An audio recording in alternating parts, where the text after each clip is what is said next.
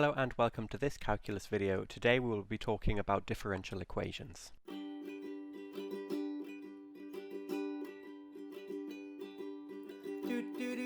Math 112. Differential equations is a very large field which is widely used in the physical and social sciences. A differential equation occurs whenever it is easier to express how a quantity changes rather than to directly express that quantity. Some examples of situations which are modeled by differential equations are the motions of a swinging pendulum, the oscillations of a spring, the size of populations of predators and their prey, the motion of the planets, and the way heat spreads through a material. Let's look more closely at a specific example, that of an object that is falling under gravity. We know that close to the Earth's surface that objects accelerate towards the Earth at around 9.81 meters per second squared. If we let x of t be the height of the object as a function of time, then we can express this as x double prime of t equals negative 9.81, which equals negative g, where g is the gravitational constant. This is a differential equation because it is an equation, i.e. a mathematical claim that two quantities are equal, that involves a derivative, or in this case, a second derivative. The order of a differential equation is the degree of the highest derivative that occurs, which is 2 in this case.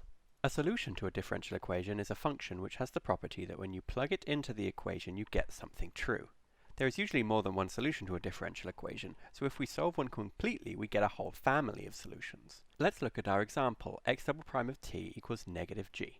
We can find the solution to this by answering the question, what functions when differentiated twice end up being negative g? We can answer this explicitly because of our knowledge of antiderivatives.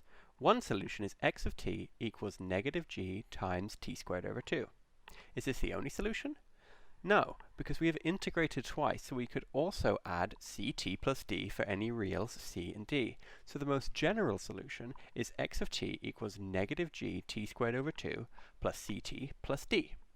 If we know some extra information about the problem, then we may be able to solve for c and d, giving a particular solution to an initial value problem. For instance, if we know that our object falls out of a plane cruising at some height, then we know its initial vertical velocity is 0, and its initial vertical height is the height of the plane.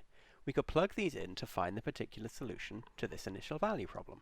We managed to solve this differential equation explicitly, but this is actually not the norm. Although there are classes of differential equations that can be solved, most differential equations are impossible to solve in terms of functions with which we are familiar. In many cases, we will have to turn to numerical or geometrical methods that let us approximate solutions. However, even these have their limitations. Some differential equations are chaotic, which means that small changes in their initial conditions cause large changes in the behavior.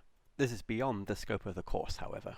That's all for now, folks. Today we introduced the notion of a differential equation, which is a tool for describing a large range of phenomena in the sciences. We defined the order of a differential equation and what it means for a function to solve a differential equation. Math 112.